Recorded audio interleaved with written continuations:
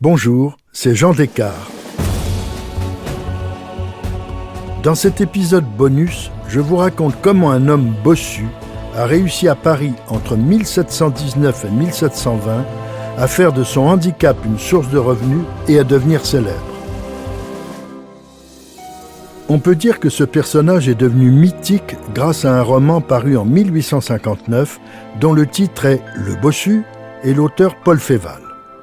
Vous connaissez cet homme, au moins dans la version de ses aventures au cinéma en 1959, où Jean Marais, grimé et méconnaissable en infirme courbé en deux, loue sa bosse comme un écritoire pour les souscripteurs ou endosseurs d'actions de la Banque Royale qui se bousculent.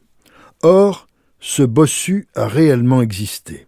Dessins satiriques, caricatures féroces, gravures de l'époque et témoignages des contemporains de la Régence l'attestent. Le théâtre de ces interventions est une rue parisienne, la rue Quincampoix. C'est une petite rue, un peu plus de 300 mètres de long, très étroite, dans le quartier du Marais, où, depuis longtemps, étaient installés des orfèvres et des changeurs.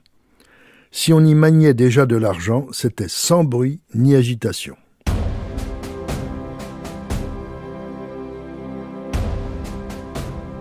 Mais sous la Régence, pendant la minorité de Louis XV, avec l'ouverture dans cette rue de la Banque Royale dirigée par le financier John Law, on prononce Las parce qu'il écrivait mal le W de son nom, on lisait 2S, la spéculation atteint des proportions jamais vues.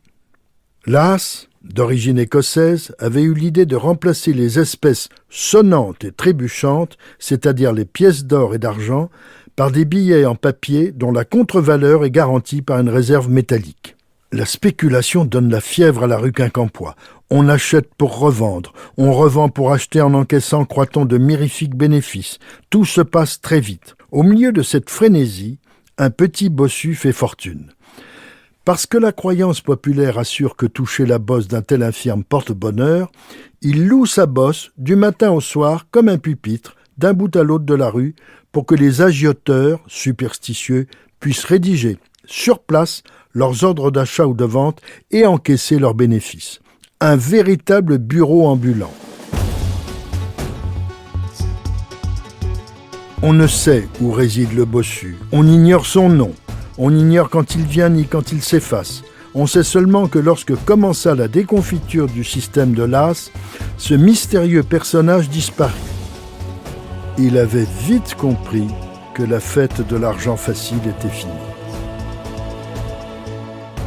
Si cet épisode vous a plu, allez écouter le récit d'Au cœur de l'histoire dédié à la première crise financière des temps modernes. Il vous plaira aussi.